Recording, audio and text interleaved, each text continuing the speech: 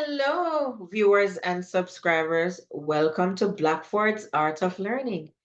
In today's 8th grade lesson, we will be continuing Standard RI 8.9. Let me go ahead and share my screen.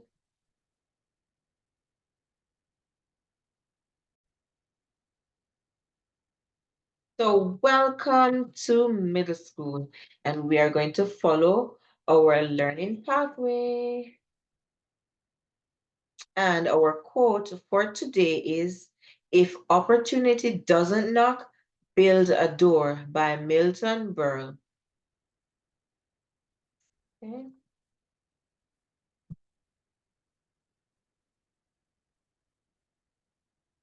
So our standard RI 8.9, analyze a case in which two or more texts provide conflicting information on the same topic and identify where the texts disagree on matters of facts or interpretation. Now today, I want you to complete this KWL chart, and you're going to write what I know about the topic, what I want to know, and at the end of the lesson, you are going to record what I learned from the lesson, okay? So for instance, you could say that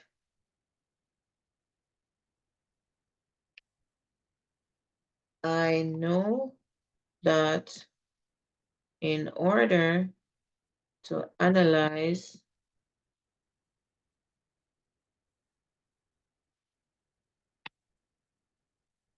a text, you have to look closely at it, okay? And you can type other things that you already know about the topic.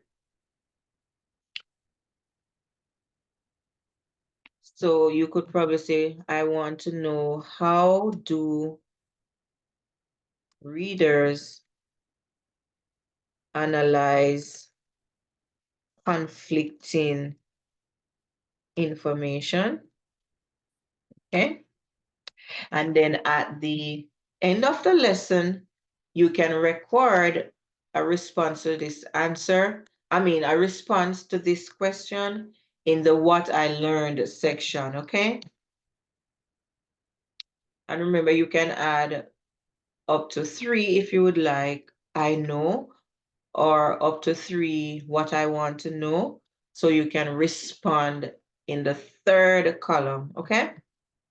So pause the video and complete your KWL chart.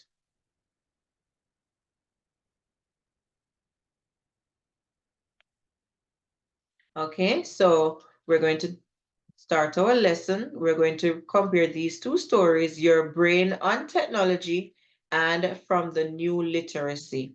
Okay, we're doing page 203 to 206.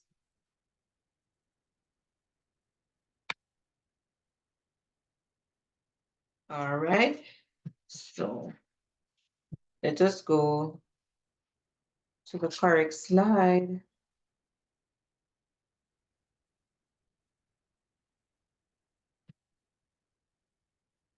Okay.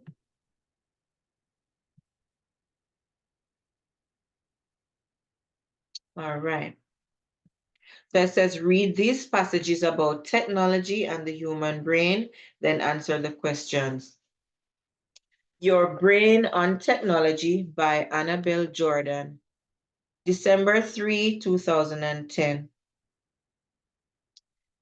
How many things do you do at once when you are in front of a computer? Do you think of yourself as a multitasker? As computer and internet use grows, allowing us access anywhere to multiple sources of information and entertainment, so too do concerns about its impact on our lives. Technology isn't just changing the way we do things. Studies show that it's changing our brains, but for better or for worse. There is no doubt that internet-connected devices give us access to more information than ever before. If you want to know the news of the day, check what your friends are doing. Watch a music video or a movie or look for a great deal on a product. It's all instantly available. While the internet is a powerful tool allowing us to quickly access all sorts of useful facts, keeping up with all of the available information can also be distracting and overwhelming. Academic and professional achievement still requires the ability to focus for extended periods on complex tasks. However, some research shows that distractions of the modern world are impairing this ability. Have you ever been working on something and thought, I'll just quickly check if I have any messages? How long did it take you to get back to your original task? People who multitask or do more than one thing at a time often feel they are being more productive by doing so, but studies show that that is not the case. Researchers have found that heavy multitaskers actually take longer to switch between tasks, are not as good as non-multitaskers at ignoring distracting information, and actually feel more stress. Despite this, people are multitasking more. Studies indicate that computer users at work change windows or switch to other programs such as email almost 37 times every hour. That's more than once every 2 minutes. All this multitasking seems to be actually changing our brains. When users juggle information, it provides stimulation that triggers the release of dopamine, a chemical that activates the pleasure centers in the brain. In other words, their brains reward them for switching between activities. Evidence shows that doing this on a regular basis retrains the brain to prefer switching activities. This can cause problems in situations in which people need to focus on one thing more for more than a few minutes, such as working on longer tasks or in social situations. Heavy technology users report getting distracted even when they don't want to be, such as when spending time with families. Without the constant release of dopamine, they feel bored. Dopamine is also the brain chemical associated with addiction, leading to the worry that excessive technology use may cause dysfunctional behavior similar to other addictions. And given the effects on adult brains, experts worry that this will be more pronounced in the still developing brains of children and teenagers. The lives of countless young people are intertwined with technology. Many youths send hundreds of text messages a day, not to mention the time spent on social networking, video gaming, or browsing the internet.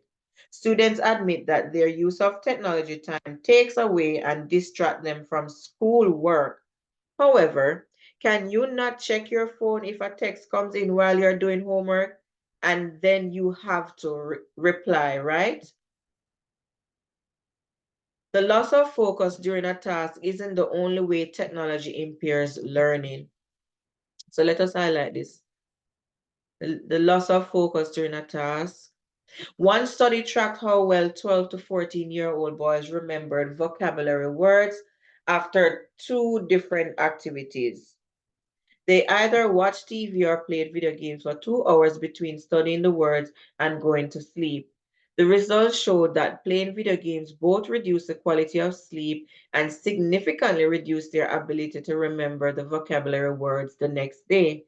Researchers believe the intense stimulation of a video game after learning may have kept the brain from remembering the words. Evidence indicate that the brain needs a time of lower activity to process information.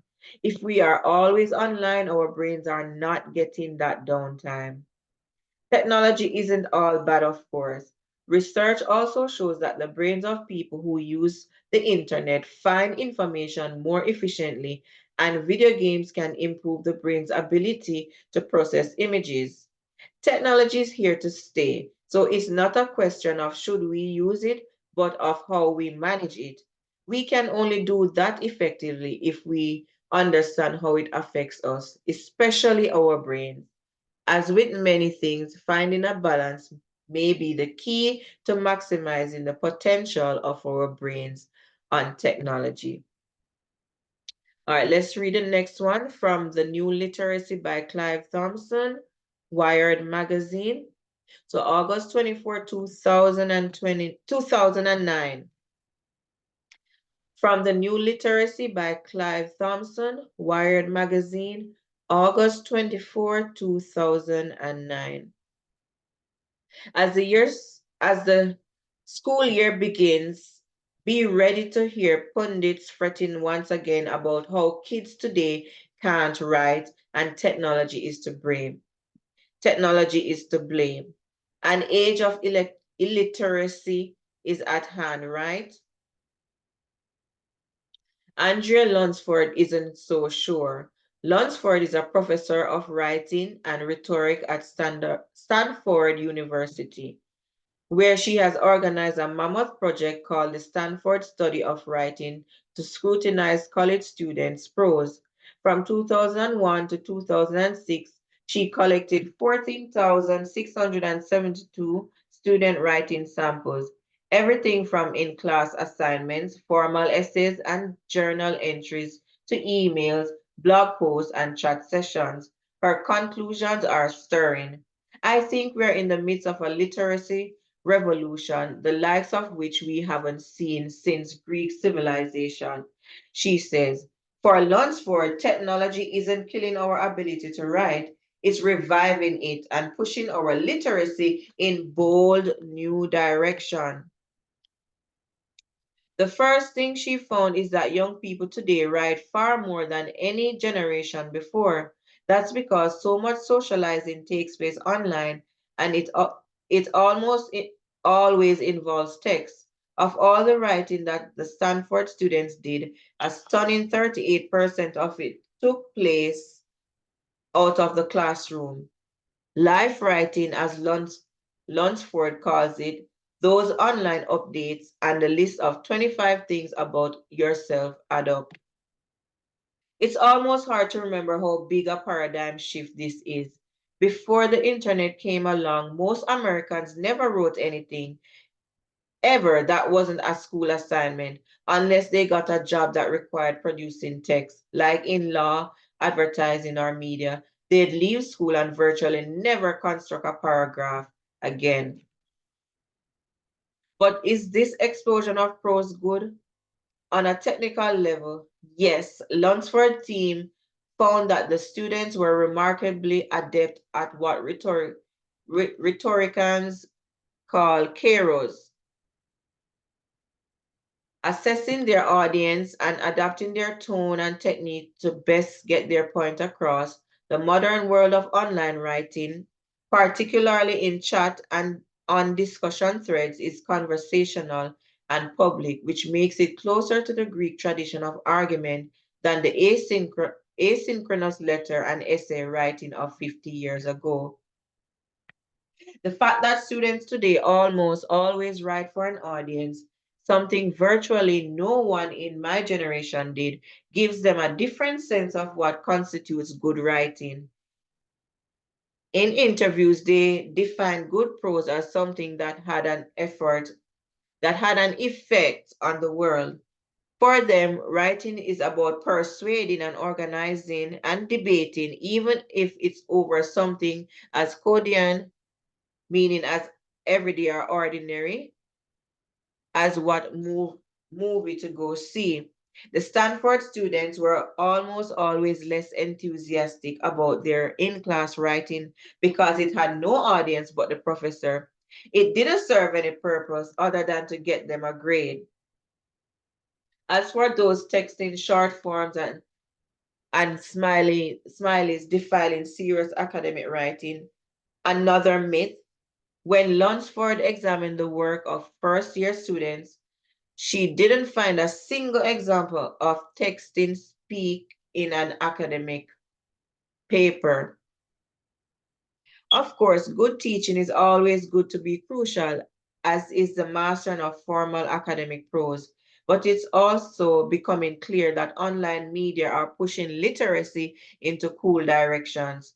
The brevity of texting and status updating teaches young people to deploy haiku-like concision. At the same time, the proliferation, which means an increase of new forms of online pop culture, exegesis from sprawling, that means cultural explanations or interpretations from sprawling TV show recaps to 15,000 word video game walkthroughs has given them a choice, has given them a chance to write enormously long and complex pieces of prose, often while working collaboratively with others. We think of writing as either good or bad. What today's young people know is that knowing who you're writing for and why you're writing might be the most crucial factor of all. All right, so which best describes Jordan's interpretation of the use of technology? All right, so A, students shouldn't text while doing their homework. So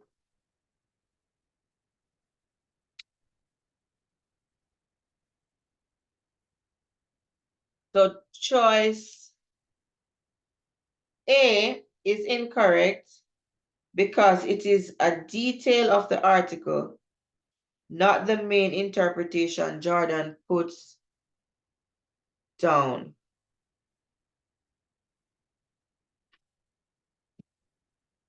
Okay, let's look at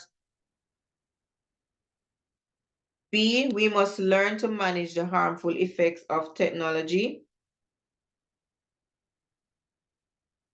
So this could be correct because in Jordan's article, it focuses on how multitasking affects the brain and a person's ability to focus.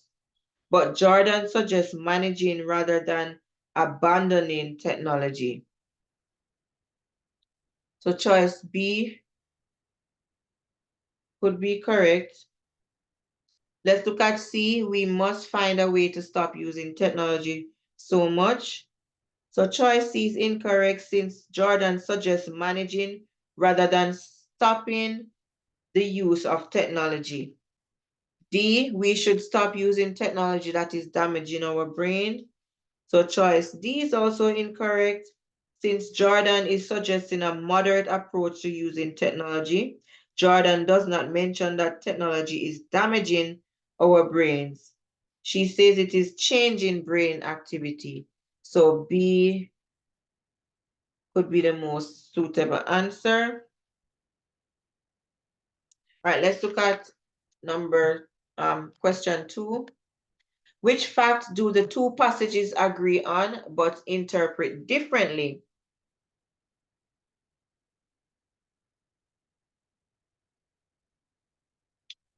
So,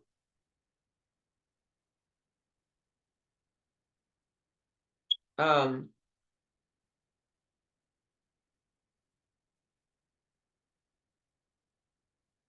let's look at A. Technology is responsible for young people today writing more than any generation before them. So choice A points to the effects of technology on brains, but it does not support the idea that the effects are harmful.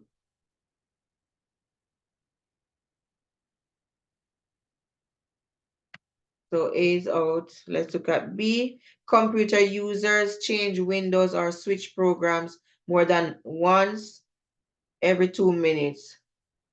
So we're looking at the fact that the two passages agree on. So choice B is also incorrect. Let's look at C. Technology affects young people because they spend so much time engaging in it.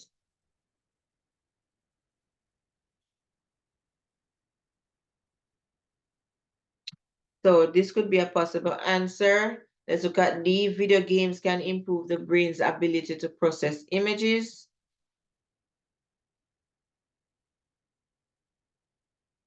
So that one is also incorrect.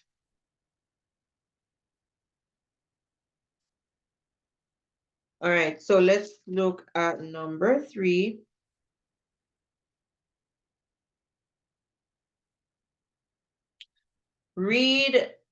Reread this sentence from Thomas's passage. Lunsford's team found that the students were remarkably adept at adapting their tone and technique to best get the point across.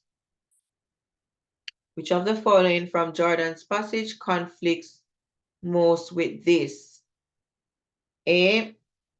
All this multitasking seems to be actually changing our brains. So we'll eliminate that one. B, researchers have found that heavy multitaskers actually take longer to switch between tasks, are not as good at ignoring distracting information, and actually feel more stress. That one is out. C, the lives of countless young people are intertwined with technology. Many youth send hundreds of text messages a day. So our answer is D. Students admit that their use of technology takes time away and distracts them from schoolwork. Explain how the facts the authors choose shape their conflicting interpretation of the effect of technology. Use at least one detail from each text in your response. So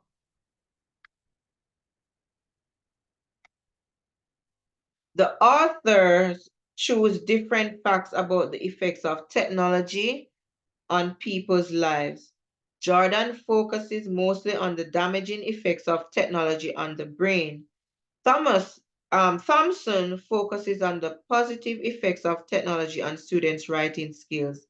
As a result, Jordan interprets the effects as mainly negative, while Thompson sees the effects as being positive. So you can do an audio recording or you can type your response.